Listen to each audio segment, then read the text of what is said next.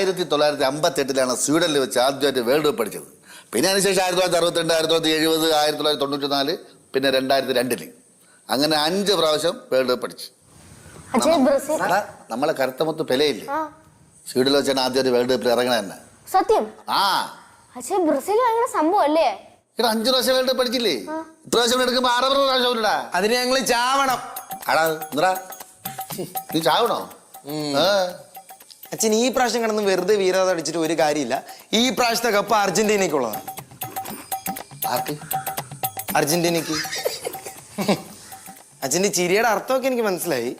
എടാ നിന്റെ അമ്മ എല്ലാ ദിവസവും പ്രാർത്ഥിക്കലടാ, എല്ലാ നേരവും പ്രാർത്ഥിക്കലടാ നീ BSc എഴുതിയെടുക്കണമെന്ന്. നടന്നാടാ? ഇതുപോലെയാണ് അർജന്റീന ആഗ്രഹിക്കുന്നത്. അവര് പ്രാർത്ഥിക്കലുണ്ട്.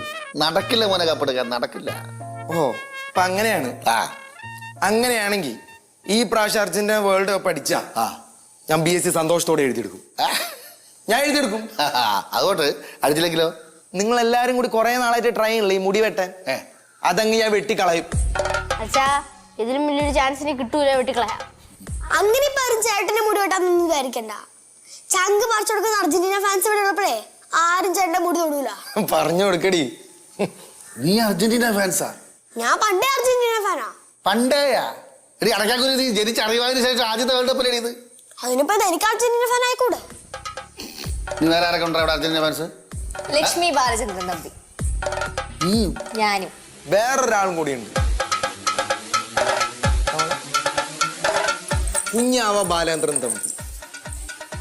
എടാ 8 പൊട്ടും തിരിയാതെ അതിനെ പിടിച്ച് നീ അർജന്റീന ഗ്രൂപ്പിലാക്കിയാടാ. അച്ഛാ കാട്ടിൽ ഒരുപാട് മൃഗങ്ങൾ കാണും, പക്ഷെ സിംഹം ഒന്നേ ഉള്ളൂ. സിംഹത്തിന് കൂട്ടായി സിംഹക്കുട്ടിയും കാണും. നമ്മൾ മതി വെച്ച് നമുക്ക്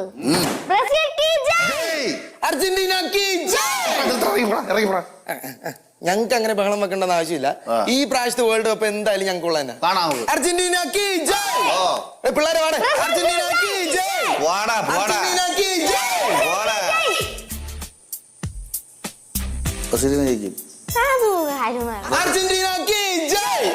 Argentina Argentina Messi Messi Messi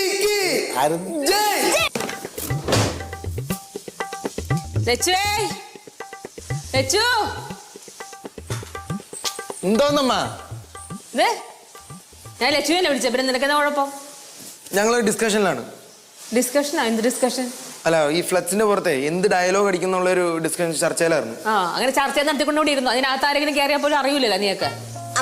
അമ്മ പേടിക്കണ്ട, ഇവിടെ ആരും കയറി ഞങ്ങളെ പിടിച്ചോണ്ട് പോവില്ല. എനിക്ക് നിന്നെയൊക്കെ കുറിച്ച് ഓർത്ത് ഒരു ടെൻഷനില്ല. എനിക്ക് എന്റെ കൊച്ചിനെ കുറിച്ച് ഓർത്തേ ഉള്ളൂ ടെൻഷൻ. എന്റെ അമ്മ അവിടെ ആരും ഞങ്ങൾ നോക്കിക്കോളാം. അമ്മ ഓഫീസിൽ പോകാൻ നോക്ക്. എന്നെ പറഞ്ഞൂടെ എന്നെ ഇത്ര ധൃതി? അത് പറ. ഒന്നുമില്ല അമ്മ പോയിക്കോ. 2 എണ്ണം കൂടി ഉണ്ടായിരുന്നല്ലോ, 2 എണ്ണം എന്തിയെ? ഞങ്ങളുടെ ശത്രുക്കളെയാണ് ഉദ്ദേശിച്ചത്. ശത്രുക്കൾ എന്തോന്നാ അത്? വേൾഡ് കപ്പ് കഴിയണവർ അവർ രണ്ടുപേരും ഞങ്ങളുടെ ശത്രുക്കളാ. ശത്രുക്കളെങ്കിൽ ശത്രുക്കൾ. എവിടെ ശത്രുക്കള്?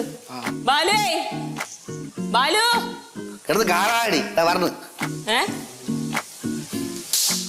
ഇവിടെ ഉണ്ടായിരുന്നാ? ഇവിടെ ഉണ്ടായിരുന്ന ഒരു 500 രൂപ ഉണ്ടാ? വിളിച്ചത് അബദ്ധമായി. ഇപ്പൊ 500 കടായിട്ട് മതി തരാടി. ഇത് തന്നെയല്ലേ എപ്പോഴും പറയാനുള്ള, കടായിട്ട് മതിയിട്ട് തരാടീന്ന്. തരാറുണ്ട് എപ്പോഴെങ്കിലും ഇങ്ങോട്ട് തിരിച്ച്.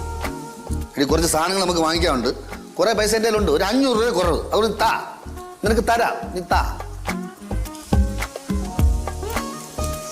പൈസ എന്തിനാണെന്നൊക്കെ എനിക്കറിയാം. വേൾഡ് കപ്പിന്റെ ഫണ്ടിലേക്ക് വേണ്ടിയിട്ടല്ലേ? അറിയാലോ, പിന്നെ എന്തിനാ ചോദിക്കുന്നത്? എടുക്കട്ടെ. അമ്മ എനിക്കൊരു 1000 രൂപ കൊടുക്കല്ലേ. വേണ്ട, നമുക്ക് അമ്മയുടെ ഫണ്ടും പൈസ ഒന്നും വേണ്ട. അർജന്റീനക്ക് വേറെ സ്പോൺസേഴ്സ് ഉണ്ട്. എന്റെ പൈസ ഒന്നുമില്ല. തോന്നുന്നു നാണം എടുത്തല്ലേ. നീ പേടിക്കുന്ന അധികം ചെലവില്ലാത്ത രീതിയിൽ ഞാൻ ബഡ്ജറ്റ് ഇടാം. ഞാൻ കേട്ട് അതിനൊക്കെ പൈസ ഉണ്ട്. അമ്മ എന്തെങ്കിലും ചോദിക്കുമ്പോൾ മാത്രം പൈസ ഉണ്ടാവില്ല ഒരു കാര്യത്തിനും ആരുടെയും കയ്യിലും. ഈ വസ്ത്രത്തിനും ആഹാരത്തിനും വേണ്ടി മാത്രമല്ല പൈസ ചെലവാക്കാൻ, വിനോദ പരിപാടികൾക്കും പൈസ ചെലവാക്കണം. നിന്ന് സംസാരിച്ചോണ്ടിരിക്കാതെ പോ, ഓഫീസിൽ പോ, അല്ലെങ്കിൽ ഹാഫ് ഡേ ലീവ് അടിച്ചു തരും. പോ, പൈസയ്ക്ക് ഒരുപാട് ആവശ്യമുണ്ട്. അടുത്ത മാസം വരെ ഫുട്ബോൾ ഉണ്ട്. അടുത്ത മാസം പകുതി ഫുട്ബോൾ ഉണ്ടല്ലോടാ. അപ്പൊ ഇനി പൈസയ്ക്ക് ആവശ്യമുണ്ട്. ഇവള് വീട്ടിലും കവിത എഴുതി തുടങ്ങിയടായി. അതെ, ഞങ്ങൾ ഫ്ലെക്സ് അടിക്കുമ്പോ അതിൽ എഴുതാനുള്ള ഡയലോഗ് അവൾ എഴുതിക്കൊണ്ടിരിക്കണം. ഡയലോഗ് എഴുതുന്നുള്ള ഞങ്ങളൊക്കെ ഡയലോഗ് ചെയ്ത് ഫ്ലെക്സ് അടിച്ച് തൂക്കി. ഞങ്ങളും ഫ്ലെക്സ് അടിച്ച് തൂക്കും. എന്താ കവറില്? ഞങ്ങളുടെ സ്വന്തം ബ്രസീലിന്റെ ജേഴ്സി. പൈസ നോക്കിയിടാ, ഇഷ്ടം പോലെ വാങ്ങിച്ചു കൂട്ടിയല്ലേ? ചേട്ടാ അർജന്റീനയുടെ ജേഴ്സി നമുക്ക് വാങ്ങണ്ടേ? ആ മേടിക്കണം, തീർച്ചയായിട്ടും വാങ്ങും. ചേട്ടാ ഡയലോഗ് റെഡി. വായിക്ക്. കേട്ടോ ബൊളീവിയൻ കാടുകളിൽ നിന്ന് ശത്രുവിന്റെ ചങ്കിലേക്ക് ചാടി വീണ ചെഗുവരയുടെ യുദ്ധതന്ത്രങ്ങൾ കാലുകളിൽ ആവാഹിച്ച് വീരപോരാളികളായ നാടും നഗരവും ഇളക്കിമറിച്ച് നാൽക്കവലകളിൽ നാവാട്ടം നടത്തിയും നരിയും നരിമാനും നാടിറങ്ങി വന്നാലും നടക്കില്ല പിടിച്ചു കെട്ടാൻ എന്നുറക്കെ പ്രഖ്യാപിച്ച സംബോളിയയുടെ ചുണക്കുട്ടികളായ അർജന്റീന തന്നെ ഇത്തവണ കപ്പുയർത്തി. അതാണ്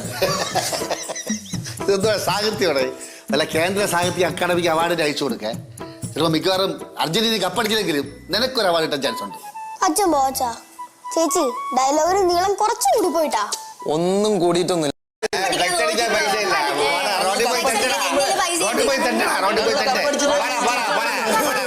പൈസ ഇല്ല.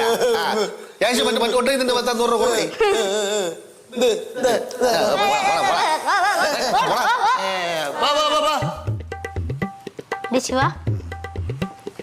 സമയം ഒട്ടും വൈകിട്ടില്ല. നീ വാടി ബ്രസീലിലോട്ട് പോ. ഡി ഞങ്ങളുടെ ജേഴ്സി എനിക്ക് അറിയാവോ? നോക്ക് മഞ്ഞ, ഉഗ്ര മഞ്ഞ. മക്കളെ മഞ്ഞ കണ്ടുപിടിച്ചായിരുന്നറിയാം, ബ്രസീലാണ്. അതെ, നിങ്ങളുടെ അർജന്റീനയുടെ ഇത് മിൽമ കവറിന്റെ കുഴപ്പമില്ല, ഞങ്ങൾക്ക് ആ ജേഴ്സി തന്നെ മതി. അർജന്റീന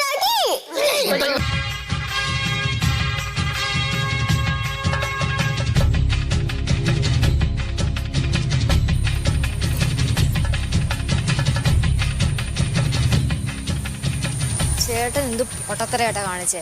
അവരുടെ ഫ്ലെക്സ് നോക്കിക്കേ. അച്ഛനെയും കേശുവിന്റെ ഫോട്ടോ അറിഞ്ഞു നിൽക്കുക. നമ്മുടെ ഫ്ലെക്സിൽ ആരെങ്കിലും ഉണ്ടോ? ഞാനത് ഓർത്തില്ലടി. എന്ത് പൊട്ടനായിട്ടാ ചേട്ടൻ? മാറ്റാ ഫ്ലെക്സ്. ആ ഇനി മാറ്റാൻ പോവാ, അതിനുള്ള സമയമൊന്നുമില്ല. ഞാൻ എന്ത് ചെയ്യാനാണ്? ഇങ്ങോട്ട് കയറരുത്. അർജന്റീനക്കാർ ഒറ്റയാണ് ഇങ്ങോട്ട് കയറി പോകാൻ. അയ്യോ ഞങ്ങളാരും അങ്ങോട്ട് വരില്ല, ബ്രസീലാരും ഇങ്ങോട്ട് വരില്ല. നമ്മളങ്ങോട്ട് വരില്ല.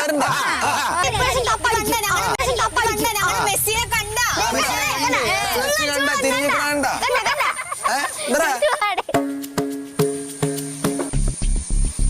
ഈ പാവ ഇന്ത്യക്കാരിക്ക് ഇങ്ങോട്ട് വരാമോ? പാവ ഇന്ത്യക്കാരിക്ക് ഇങ്ങോട്ട് പോകാമോ? അങ്ങോട്ട് പോവാ. ഓക്കോ ഇങ്ങോട്ടോ?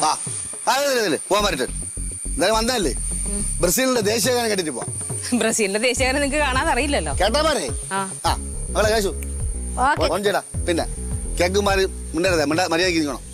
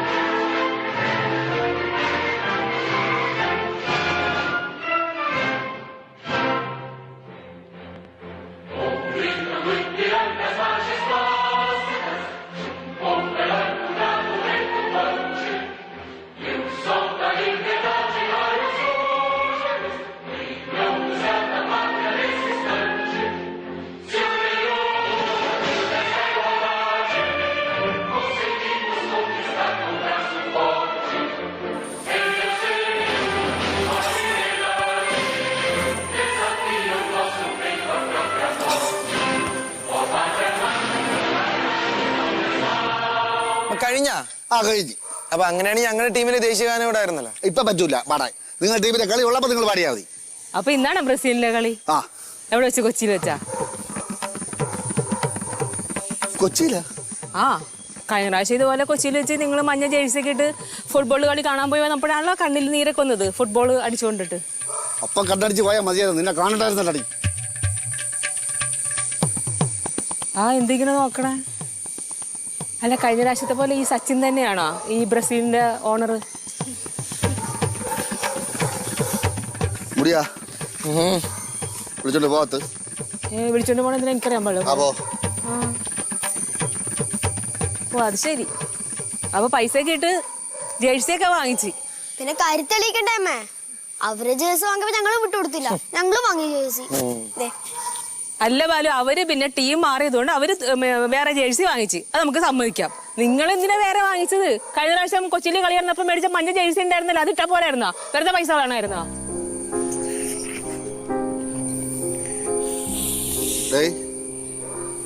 ഓളെ വിളിച്ചോണ്ട് അകത്ത് പോ. എന്നിട്ട് ISL വേൾഡ് കപ്പ് തുമ്മുള്ള താക്കോടെ വെക്ക്. ഇല്ലെങ്കിൽ ഫുട്ബോൾ അടിക്കുമ്പോൾ അടിച്ചു പോയി.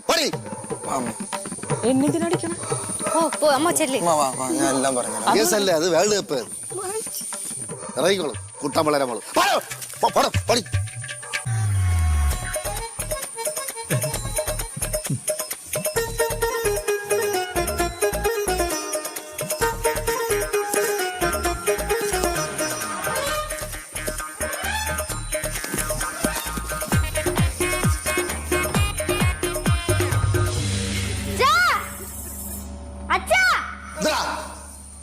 അച്ഛനോടെ ഫുട്ബോൾ കളിച്ചോണ്ടിരുന്നോ?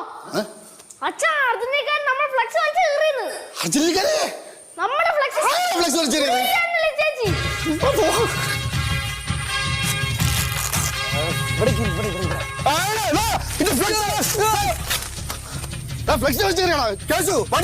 അച്ഛാ ഏതാ വടി?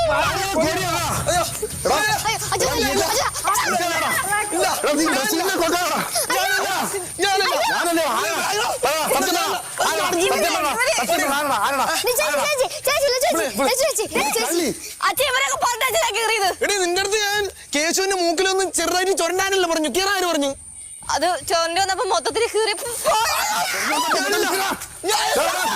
അല്ല ഒറ്റ എണ്ണത്തിന് കണ്ടോളി. ഒരൊറ്റ എണ്ണത്തിന് കണ്ടു ചിലവിടെ ഞാൻ വലിഞ്ഞു കീറി.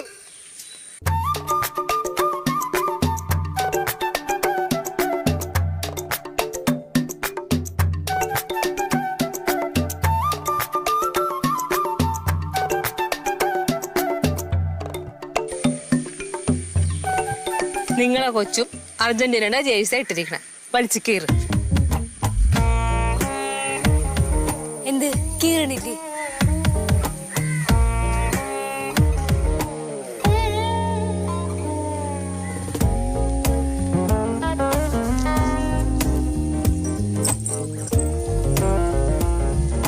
എടാ നമുക്ക് ഈ വഴക്ക് മക്കളെ നിർത്താടേ. ആരെ ഫ്ലെക്സും വലിച്ചിരുന്ന ഒന്നും ചെയ്യണ്ട. എടാ എല്ലാ രാജ്യക്കാർക്കും അവരോട് ജയിക്കണമെന്ന് ആഗ്രഹം. നമ്മളെന്ത് ചെയ്യണം? എല്ലാ രാജ്യക്കാർക്കും സപ്പോർട്ട് ചെയ്യണം. എന്തേ എങ്ങനെയുണ്ട്? കൊച്ചിനെ കണ്ടപ്പോ മനസ്താപം വന്നു.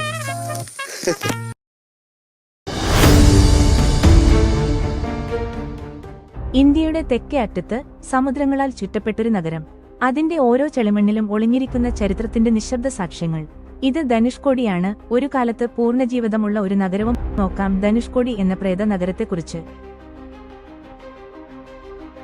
ധനുസിന്റെ അറ്റം എന്നാണ് ധനുഷ്കോടി എന്ന വാക്കിന്റെ അർത്ഥം. രാമൻ സേതുബന്ധനം തീർത്തത് ഇവിടെ നിന്നാണെന്ന് രാമായണം സൂചന നൽകുന്നു. ഹിന്ദു പുരാണ ഇതിഹാസ ഗ്രന്ഥങ്ങൾ പ്രകാരം സീതാദേവിയെ വീണ്ടെടുക്കാൻ ശ്രീരാമൻ ലങ്കയിലേക്ക് സേതുബന്ധനം നടത്തുമ്പോൾ പണി തുടങ്ങാൻ തന്റെ ധനുസ് കൊണ്ട് അടയാളപ്പെടുത്തിയിരുന്നത് ധനുഷ്കോടിയുടെ തെക്കേ അറ്റമായിരുന്നു എന്ന് ഐതിഹ്യം. യുദ്ധാനന്തരം തിരികെ വരുമ്പോൾ രാവണന്റെ സഹോദരനും രാമഭക്തനുമായ വിഭീഷണന്റെ അപേക്ഷ പ്രകാരം ഭാരതീരത്തെ ലങ്കയുമായി ബന്ധിപ്പിക്കുന്ന സേതുവിന്റെ ഒരറ്റം ശ്രീരാമൻ തന്റെ ധനുസിന്റെ അറ്റം കൊണ്ട് മുറിച്ചു വിളഞ്ഞു. ലങ്കയിൽ നിന്നും രാക്ഷസന്മാർ തിരികെ ഭാരതത്തിലേക്ക് കടക്കാതിരിക്കുവാൻ വേണ്ടിയായിരുന്നു അത്. പൗരാണിക കാലത്ത് മഹോദധി എന്നറിയപ്പെട്ടിരുന്ന ബംഗാൾ ഉൾക്കടലും രത്നാകരം എന്നറിയപ്പെട്ടിരുന്ന ഹിന്ദു മഹാസമുദ്രവും സംഗമിക്കുന്ന രാമസേതുവിലെ പുണ്യസ്നാനം രാമേശ്വര തീർത്ഥാടനത്തിന്റെ മുന്നോടിയാണ്. ശ്രീരാമൻ നിർമ്മിച്ച രാമസേതുവിന്റെ അവശിഷ്ടമെന്ന് വിശ്വസിക്കപ്പെടുന്ന ഏകദേശം 18 കിലോമീറ്റർ നീളത്തിൽ ശ്രീലങ്കയോളം എത്തുന്ന പാറക്കെട്ടുകളുടെ ഒരു നിര ധനുഷ്കോടിയിൽ നിന്ന് ആരംഭിക്കുന്നു. ഭാരതത്തിലെ ഹിന്ദുവിശ്വാസപ്രകാരം കാശി തീർത്ഥാടനം പൂർത്തിയാകണമെങ്കിൽ രാമേശ്വരം ക്ഷേത്രദർശനവും സേതുസ്നാനവും കൂടി പൂർത്തിയാക്കേണ്ടതുണ്ട്. സംസ്കൃതത്തിൽ സേതു എന്ന വാക്ക് പാത, പാലം, മാർഗം മുതലായവയെ സൂചിപ്പിക്കുന്നു. ആധുനിക കാലത്ത് സേതു എന്ന വാക്ക് കൂടുതലായും ലങ്കയിലെത്താൻ ശ്രീരാമൻ നിർമ്മിച്ച പാലം എന്നതിനെ സൂചിപ്പിക്കാൻ ഉപയോഗിക്കപ്പെടുന്നു. ധനുഷ്കോടി ഇന്ത്യയിലെ തമിഴ്നാട് സംസ്ഥാനത്ത് രാമേശ്വരം എന്ന ദ്വീപിന്റെ തെക്കു കിഴക്കേയറ്റത്തായി സ്ഥിതി ചെയ്യുന്ന ഒരു ഉപേക്ഷിക്കപ്പെട്ട പട്ടണമാണ്. രാമേശ്വരത്തിന് തെക്കുകിഴക്കായി ശ്രീലങ്കയിലെ തലൈമനാറിന് ഏകദേശം 18 മൈൽ പടിഞ്ഞാറായി ഇത് സ്ഥിതി ചെയ്യുന്നു. 1964 രാമേശ്വരത്ത് ഉണ്ടായ അതിഭയങ്കരമായ ചുഴലിക്കൊടുങ്കാറ്റിനെ തുടർന്ന് ഈ നഗരം പൂർണ്ണമായി നശിപ്പിക്കപ്പെടുകയും ഇന്നും കാര്യമായ ജനവാസമില്ലാതെ ഒരു പ്രേതനഗരമായി തുടരുകയും ചെയ്യുന്നു. തമിഴ്നാടിന്റെ കിഴക്കൻ തീരത്ത് ഏകദേശം തെക്കോട്ട് മാറി മാന്നാർ ഉൾക്കടലിലേക്ക് നീണ്ടുകിടക്കുന്ന രാമേശ്വരം ദ്വീപിന്റെ തെക്കേ അറ്റമാണിത്. ഇതിനു കിഴക്കുഭാഗത്തെ സമുദ്രം ബംഗാൾ ഉൾക്കടലും പടിഞ്ഞാറുഭാഗത്ത് ഇന്ത്യൻ മഹാസമുദ്രവുമാണ്. ഒരു പഴയ തുറമുഖ പട്ടണമായിരുന്നു മുൻകാലത്ത് ധനുഷ്കോടി. ഇവിടെ നിന്ന് രാമേശ്വരം പട്ടണത്തിലേക്ക് 18 കിലോമീറ്റർ ദൂരമുണ്ട്. വൻകരയുമായി ഈ ദ്വീപിനെ ബന്ധിക്കുന്നത് പാമ്പൻ പാലമാണ്. ബ്രിട്ടീഷ് ഭരണകാലത്ത് ഇന്ത്യയും ശ്രീലങ്കയും തമ്മിലുണ്ടായിരുന്ന കപ്പൽ ഗതാഗതത്തിലെ ഒരു പ്രധാന കണ്ണിയായിരുന്നു ഈ ചെറിയ തുറമുഖം. ഇന്ന് ഇവിടം മത്സ്യബന്ധന വ്യവസായത്തിന് പേരുകേട്ടതാണ്. പുരാണപ്രസിദ്ധമായ രാമേശ്വരവുമായുള്ള ബന്ധം മൂലം ധനുഷ്കോടിയും ഹിന്ദുക്കളുടെ പുണ്യ തീർത്ഥാടന കേന്ദ്രമായിരുന്നു. 1964 ഡിസംബർ 22 മുതൽ 25 വരെ വീശിയടിച്ച ചുഴലിക്കാറ്റിൽ സമുദ്രനിരപ്പിൽ നിന്ന് അധികം ഉയരത്തിലല്ലാതെ ഒരു വലിയ മണൽത്തിട്ട പോലെ കിടക്കുന്ന ധനുഷ്കോടി പ്രദേശമാകെ തകർന്നടങ്ങിയിരുന്നു. എന്നാൽ 2004 ഡിസംബർ 26 സുനാമി ധനുഷ്കോടിയെ ബാധിച്ചില്ല. വെള്ളം അല്പം ഉയർന്ന ശേഷം പിന്നിലേക്ക് പോകുകയാണുണ്ടായത്. പ്രധാനവരിയിലെ മണ്ഡപത്തെയും ധനുഷ്കോടിയെയും ബന്ധിച്ചു മുമ്പ് 1 മീറ്റർ ഗേജ് റെയിൽ പാത നിലനിന്നിരുന്നു. 1964 ചുഴലിക്കാറ്റിൽ പാമ്പനെയും ധനുഷ്കോടിയെയും ബന്ധിപ്പിച്ചിരുന്ന മീറ്റർ ഗേജ് പാത തകർക്കപ്പെടുന്നതുവരെ ചെന്നൈ എഗ്മൂർ മുതൽ ധനുഷ്കോടി വരെയുള്ള ട്രെയിനും അതിന് അനുബന്ധമായി ശ്രീലങ്കയിലേക്കുണ്ടായിരുന്ന ബോട്ട് മെയിൽ എക്സ്പ്രസ് സർവീസും നിലനിന്നിരുന്നു. ഇർവിൻ, ഗോഷൻ എന്നീ 2 ചെറിയ പാസഞ്ചർ ഫെറി ബോട്ടുകളാണ് അക്കാലത്ത് മദ്രാസിൽ നിന്നും മറ്റു പ്രദേശങ്ങളിൽ നിന്നും ധനുഷ്കോടിയിലെത്തുന്ന യാത്രക്കാരെ തലൈമനാറിലേക്ക് കൊണ്ടുപോയിരുന്നത്. 2003 ദക്ഷിണ റെയിൽവേ രാമേശ്വരം മുതൽ ധനുഷ്കോടി വരെ 16 കിലോമീറ്റർ ദൈർഘ്യമുള്ള ഒരു റെയിൽവേ പാതയുടെ സാധ്യത ആരാഞ്ഞുകൊണ്ട് റെയിൽവേ മന്ത്രാലയത്തിന് ഒരു പ്രൊജക്ട് റിപ്പോർട്ട് സമർപ്പിച്ചിരുന്നു. 2010 ധനുഷ്കോടിക്കും രാമേശ്വരത്തിനുമിടയിൽ പുതിയ റെയിൽവേ ലൈൻ സ്ഥാപിക്കാനുള്ള പദ്ധതി പരിശോധിച്ചിരുന്നു. 2016 വരെ ധനുഷ്കോടിയിൽ എത്താനുള്ള മാർഗം കടൽക്കരയിലൂടെ കാൽനടയായോ അല്ലെങ്കിൽ ദുർഘടമായ വഴിയിലൂടെയുള്ള ജീപ്പ് യാത്രയുമായിരുന്നു. 2016 മുകുന്ദരായർ ചതുരത്തിൽ നിന്ന് ധനുഷ്കോടിയിലേക്ക് ഒരു റോഡിന്റെ നിർമ്മാണം പൂർത്തിയാക്കി. 2017 ജൂലൈ 27 പ്രധാനമന്ത്രി നരേന്ദ്രമോദി ആകെ 9.5 കിലോമീറ്റർ ദൂരത്തിൽ മുകുന്ദരായർ ചതുരം മുതൽ ധനുഷ്കോടി വരെ 5 കിലോമീറ്ററും ധനുഷ്കോടി മുതൽ അരിച്ചൽമുനൈ വരെ 4.5 കിലോമീറ്ററും ധനുഷ്കോടിയെയും പ്രധാന കരയെയും ഇപ്പോൾ പുതിയ NH87 വഴി ബന്ധിപ്പിക്കുന്ന പൂർത്തിയായ പാത രാഷ്ട്രത്തിന് സമർപ്പിച്ചു. ഈ തീരത്തിന്റെ നിശബ്ദത നമ്മെ ചോദിക്കാൻ പ്രേരിപ്പിക്കുന്നു. ഓരോ ക്ഷേത്രത്തിന്റെ കല്ലിലും അവശിഷ്ടങ്ങളിലുമായിരുന്നു ഒരു ജീവിതം. ഇന്ന് അവ അവശിഷ്ടങ്ങളല്ല, അവ കഥകളാണ്. നന്ദി. നമ്മുടെ ഈ വീഡിയോ നിങ്ങളെ സ്പർശിച്ചുവെന്നിൽ സന്തോഷം. അടുത്ത യാത്രയിൽ വീണ്ടും കൂടിക്കാഴ്ച. സമയം വരുമ്പോൾ